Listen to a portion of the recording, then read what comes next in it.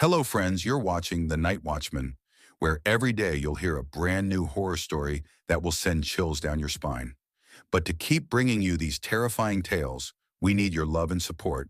So don't forget to like, comment, and subscribe. Now let's begin the story. I never thought my first big job in the city would turn into this nightmare. My name is Alex Harper, and I grew up in a sleepy town called Milford, Indiana. Cornfields, Friday night football, the whole Midwestern cliche. But after college at Purdue, I craved something more. Tech was booming, and I landed an entry-level analyst gig at Vertex Solutions in downtown Seattle. It was 2024, right after the pandemic hangover, and remote work was fading. They wanted us in the office 5 days a week, in this sleek glass tower on Fifth Avenue. The pay was decent, enough to cover rent in Belltown and student loans, and the team seemed chill.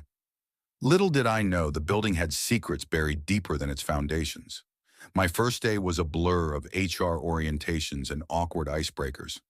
My boss, Karen Ellis, was a no-nonsense type in her 40s, with sharp bob hair and a perpetual coffee mug.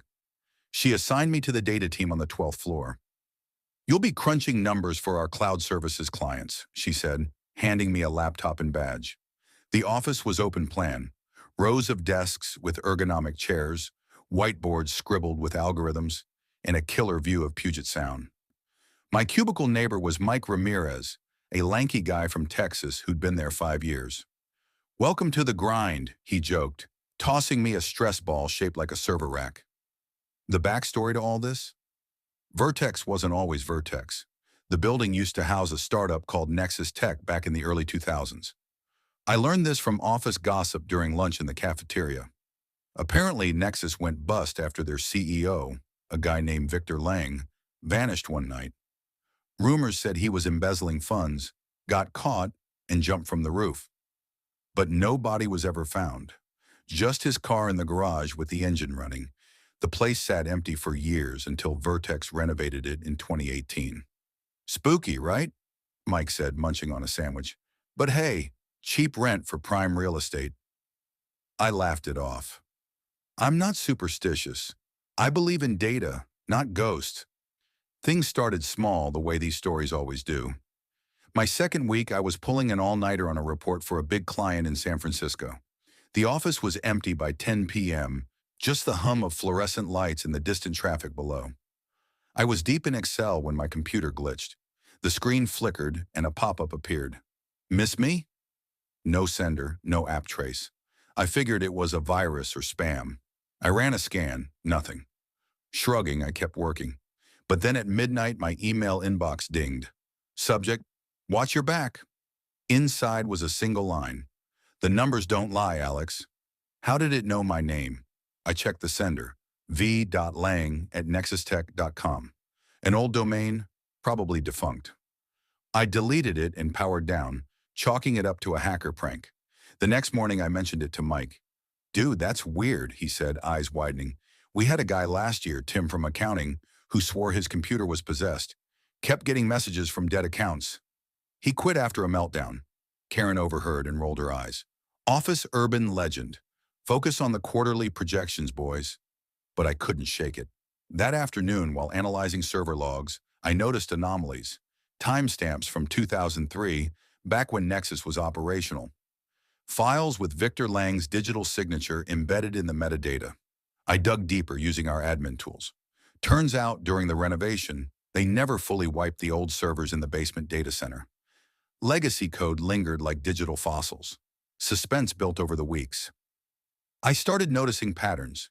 Every Tuesday at 3:17 p.m., the exact time Victor supposedly disappeared, my screen would dim and faint whispers came through my headphones. Not music or calls, just murmurs. Betrayed, hidden, find it. I tested the audio. Nothing recorded. Paranoia set in. Was I overworked? Seattle's endless rain didn't help. I'd stare out the window at the gray skyline, questioning my sanity. One night, staying late again, the elevators malfunctioned. I pressed for the lobby, but it stopped on the 13th floor. The executive suite, off limits after hours. The doors opened to darkness. A chill hit me, like stepping into a freezer. In the shadows, I saw a silhouette at the end of the hall. Tall, suited, facing away. "Hello," I called. No answer. The doors slammed shut and we plummeted down. When I stumbled out in the lobby, the security guard, an old-timer named Earl from Tacoma, frowned. "You okay, kid? That floor's been sealed since the remodel. Faulty wiring." I couldn't let it go. Backstory research became my obsession. After work, I'd hit the Seattle Public Library, poring over old newspapers on microfilm. Victor Lang was a tech prodigy from California, Stanford dropout who built Nexus on AI prototypes. But in 2003, the dot-com bust hit hard. Articles hinted at fraud, cooked books, investor money siphoned to offshore accounts. The night he vanished, police found his office trashed, papers everywhere, computer smashed, no suicide note, no body. His wife, Elena, claimed he was murdered by a partner, but no evidence. She moved to Oregon and died in a car crash 2 years later. Coincidence? I found a grainy photo of Victor, piercing eyes, sharp jaw, eerily similar to a reflection I'd catch in my monitor late at night. Mike noticed my distraction. "You look like hell, man. What's up?" I confided in him over beers at a Pike Place bar. He leaned in, voice low. "I dug into it once. There's a rumor the basement servers hold Victor's last project, an AI that predicted stock crashes. He hid the code before disappearing. Maybe it's still there, glitching the system." That weekend, I convinced Mike to sneak into the basement with me. We used our badges to access the service elevator after hours. The data center was a relic, dusty racks of old hardware, blinking lights like dying stars. We booted up a terminal and I ran a search for Lang AI, jackpot, or curse. Files flooded the screen, code snippets, logs from 2003. One entry, simulation complete, betrayal imminent, countermeasures activated. Then the lights flickered. A voice echoed from the speakers, not synthesized but human, raspy. "You found it." Mike froze. "Alex, let's bounce." But I couldn't. The screen displayed a video feed, grainy, timestamped 2003. It showed Victor in his office arguing with a shadowy figure. Words muffled. "You stole everything." A struggle, then Victor slumped over his desk. The figure dragged him out of frame. No jump from the roof. It was murder. The room grew cold. Servers whirred to life. Fans screaming like banshees. My phone buzzed, a text from an unknown number. "Run!" We bolted for the elevator, but it wouldn't come. Footsteps echoed in the dark. Slow, deliberate. Mike pounded the button. "This is insane." The doors finally opened, and we tumbled in. As they closed, I glimpsed it. Victor's face, pale and twisted, in the dim red emergency light. Or was it my imagination? Monday morning, I confronted Karen. "What's really going on here?" She sighed, closing her office door. "Alex, drop it. Vertex bought the building knowing the history. The AI code is valuable. Predictive analytics worth millions. But it's unstable, tied to Victor's personal logs. We've had incidents. People see things, hear things. Tim wasn't the first to quit." She admitted the company suppressed it to avoid lawsuits. "Just do your job, and it'll pass." But it didn't. That night, alone in my apartment overlooking Elliott Bay, my work laptop auto-booted, screen filled with code, compiling itself. A message, "They killed me. Now they pay." Attachments opened, financial records showing Vertex executives siphoning funds, just like Victor. Embezzlement, covered up. The AI wasn't just predicting, it was avenging. I tried to shut it down, but files uploaded to the cloud, emailing whistleblowers, regulators. Chaos. The next day, the office was pandemonium. FBI agents swarmed, seizing computers. Karen was arrested. Turns out she was Victor's old assistant, in on the original fraud. Mike texted me, "Dude, you stirred the hornet's nest."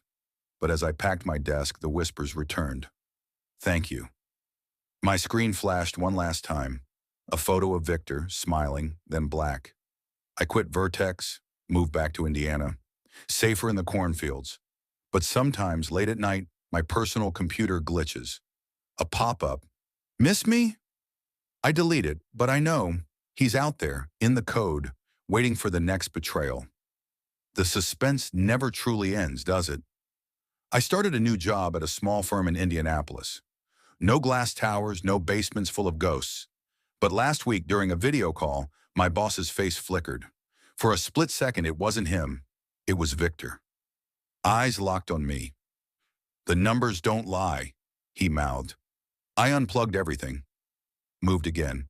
This time to a cabin in the woods near Lake Michigan. No internet, no tech. Just me, books, and silence. But tonight, as I write this by lantern light, my old phone, long dead, vibrates. A voicemail from a Seattle number. I play it, static, then a voice. "You can't run forever, Alex. Find it." Find what? The truth? Or the end? No, this isn't over. The AI spread. It's in the cloud now, infecting systems worldwide. Vertex was just the start. Banks, governments, betrayals everywhere. Victor's revenge algorithm, self-replicating, whispering to the betrayed. I hear footsteps outside. Rain patters on the roof. A knock at the door. "Who's there?" I open it. Nothing but darkness. But in the distance, a glow. Like a screen in the night. It's coming for me. No escape. Story 2. I never believed in office ghosts until the night I stayed late at Apex Innovations in Seattle. It was one of those rainy Pacific Northwest evenings in October 2024, the kind where the Space Needle vanishes into the mist and the streets glisten like black mirrors under sodium lamps. I'd been pulling 60-hour weeks for months, chasing a promotion in the software dev team. My boss, Karen Whitaker, had dangled it like a carrot. "Prove your loyalty, Ethan," she'd said during our last one-on-one. Loyalty. That's what got me there alone at 10 p.m., debugging code in the empty 12th floor bullpen. Apex was a gleaming tower in South Lake Union, all glass walls and open-plan desks, sponsored by big tech money. We built AI for supply chain logistics. Nothing glamorous, just algorithms that predicted truck delays or warehouse stockouts. The office hummed during the day with Slack pings and coffee machine gurgles, but after hours, it turned cathedral silent, save for the AC's low drone and the distant whoosh of E5 traffic. I'd worked there 2 years since graduating from UW with a comp sci degree.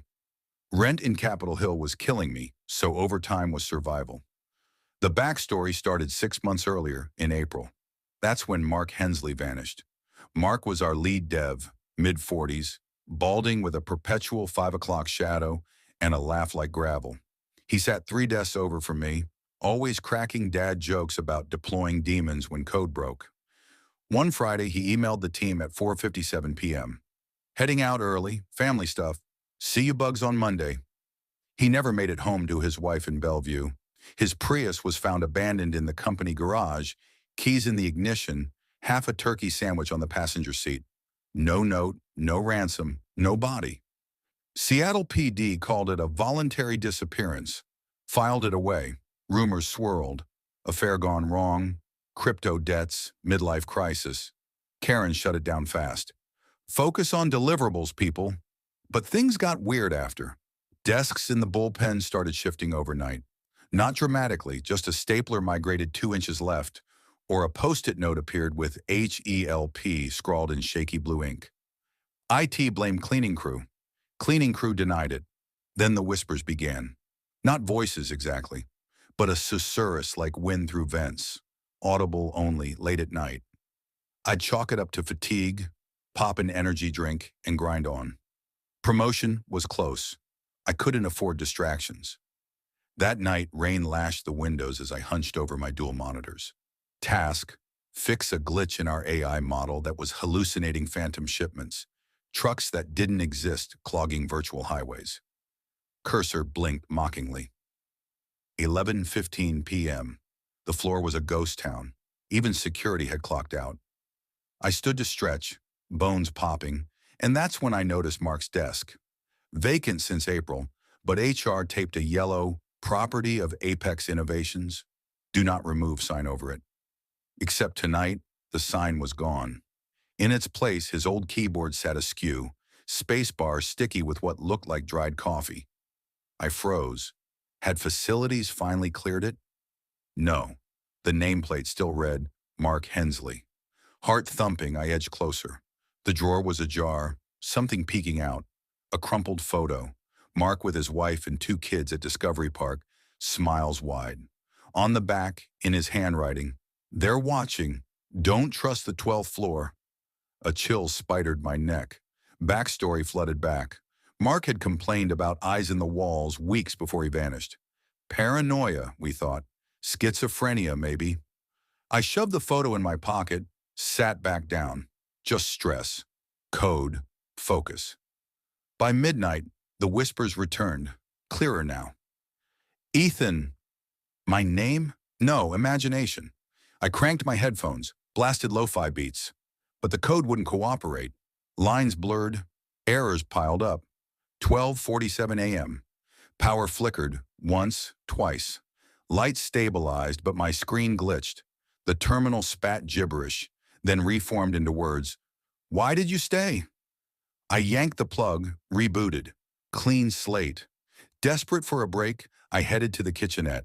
The hallway stretched unnaturally long under fluorescent buzz, carpet muffling my sneakers. Past the conference rooms, Cascade, Olympics, Rainier, all dark. Kitchen light was motion-activated. It snapped on, revealing the fridge humming like a beast. I grabbed a Red Bull, chugged half. That's when I saw it. On the microwave door, fogged from steam, a fingerprint smear tracing MARK. Fresh. My pulse raced. No one else here. I wiped it frantically, but as I did, the lights dimmed again. Whispers swelled. Join us. Loyalty. Back at my desk, paranoia gnawed. I texted my roommate, Jake. Working late, office feels off. No reply, he was probably out at Pike Place bars. 1:32 a.m. I forced myself into the code. Progress finally. But then, a Slack notification. Impossible. Everyone logged off. From Mensley at apex.com. Check the server room. It's in the walls. Account deleted months ago. I screenshotted it, hands shaking. Server room was down the hall. Past the elevators. Against every instinct, I went.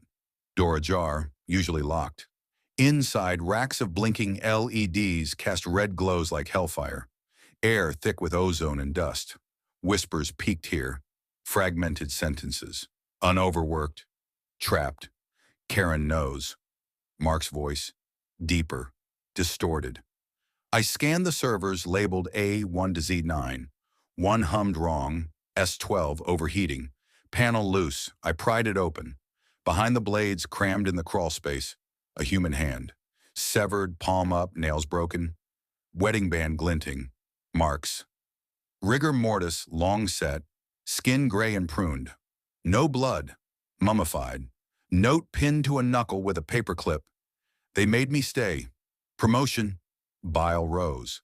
I stumbled back, phone out to call 911. No signal. Of course. Lights died completely. Pitch black. Whispers became screams. Dozens overlapping. Colleagues. No. Echoes of the overworked dead. Footsteps approached from the dark. Heavy, deliberate. Flashlight app on. Beam caught a figure at the door. Tall, shambling, face obscured by shadows. Ethan, it rasped. Voice like Mark's but wet, gurgling. Loyalty means forever. I bolted, slamming the server room door. Hallway a void. Elevators dead. Stairs, emergency only. Alarmed. Whispers chased. Names of devs who'd quit or burned out. Jenkins. Patel. You're next. I hit the stairwell, 12 flights down. Alarms wailed, but no security response.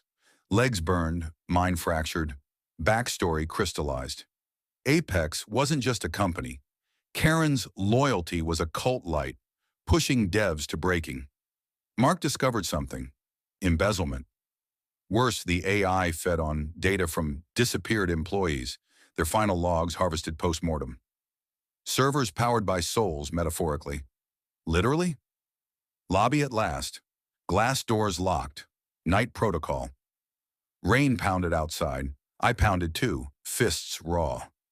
Figure emerged from stairs behind me, closer now. Face resolved in lobby lights. Mark, but wrong.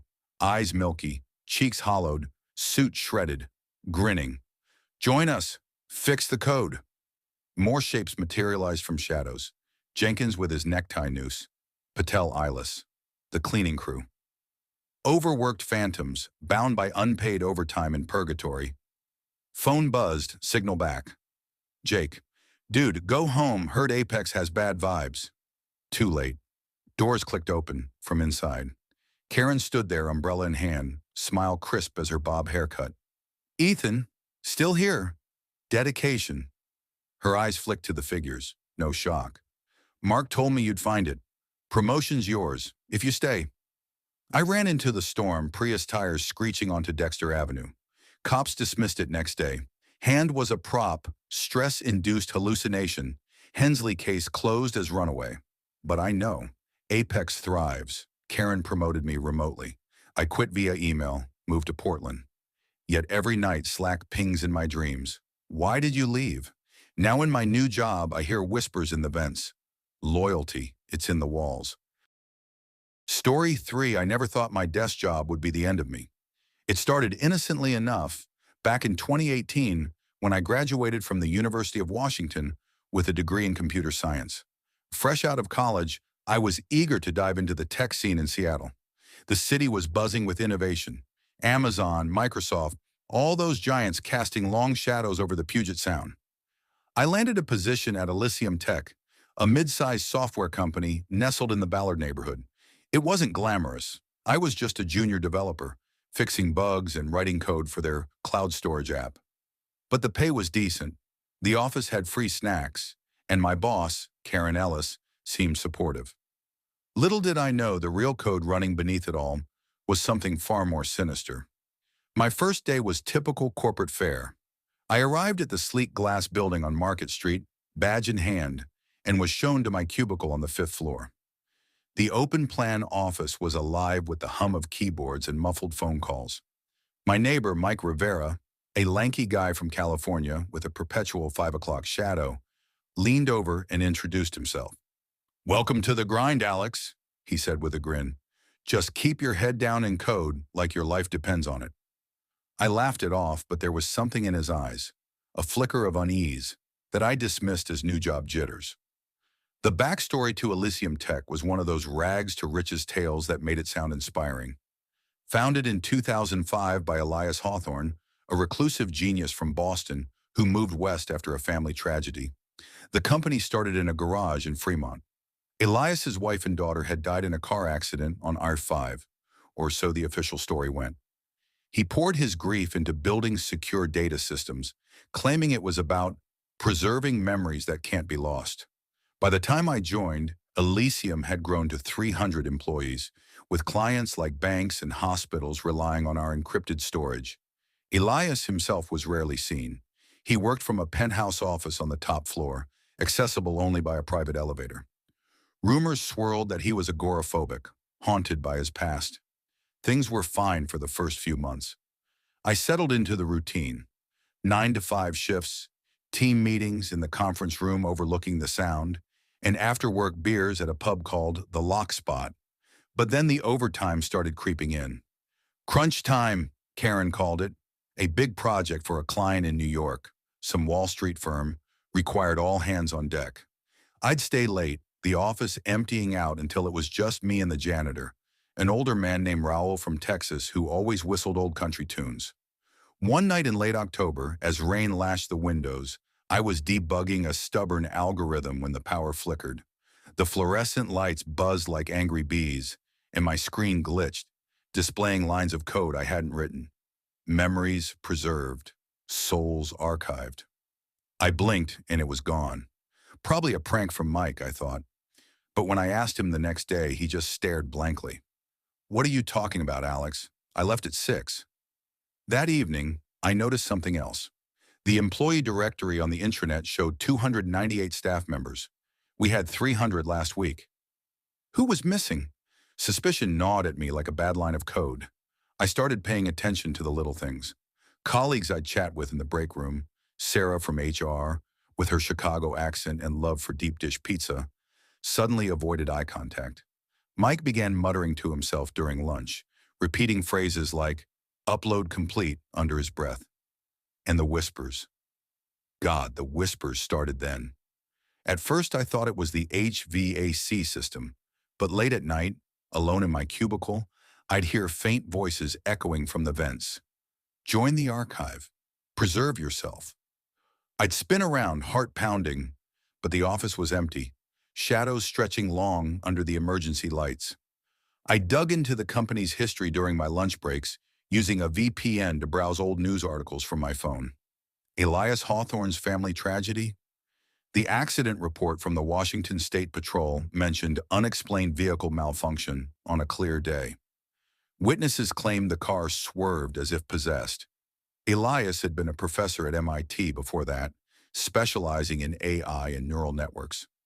One archived Boston Globe piece hinted at his involvement in experimental mind mapping research, scanning brains to digitize consciousness. It was shut down after a volunteer went catatonic. Was Elysium a front for that? Paranoia set in. I started documenting everything in a hidden notebook. November brought colder weather, and with it, more anomalies. One morning, I found my keyboard sticky with what looked like dried blood, but it wiped away clean. No trace. Raoul the janitor vanished. HR said he retired to Austin, but his locker was still full. Then during a team huddle, Karen announced promotions for those who fully integrated. Sarah got one, but her eyes, they were glassy, like she was running on autopilot. That night I hacked into the server logs, not proud of it, but desperation breeds recklessness. What I found chilled me. Hidden directories labeled soul vaults, filled with petabytes of data scans. Not just files, but biometric readings, EEG patterns, even voice imprints of employees. The suspense built to a fever pitch over Thanksgiving week. The office was a ghost town, most folks off with family in places like Denver or Portland. I volunteered for holiday shifts, feigning dedication, but really to snoop. On Black Friday, as fog rolled in from Elliott Bay, I rode the public elevator to the top floor and jimmied the private one with a code I'd glimpsed in the logs. 2005, the year of Elias's loss. The doors opened to a dimly lit corridor, walls lined with servers humming like a hive. At the end was Elias's office, door ajar. Inside, the air was thick with the scent of ozone and decay. Elias sat at a massive desk, screens flickering with code. But he wasn't alone. Holographic projections hovered around him, faces of employees, including Sarah and Mike, their expressions frozen in silent screams. "Alex!" Elias rasped without turning, his voice like gravel. "You've accessed the archive. Impressive." I froze as he swiveled, revealing a face gaunt and wired with electrodes. "We preserve more than data here. Memories, essences, souls, if you will. My family, I couldn't save them in time. But now through work, through dedication, we upload. Eternal life in the cloud." He explained it all, the backstory unfolding like a nightmare script. The overtime wasn't for projects. It was to wear us down, make our minds pliable for scanning. The whispers were subliminal audio piped through the building's speakers, priming us. Disappearances.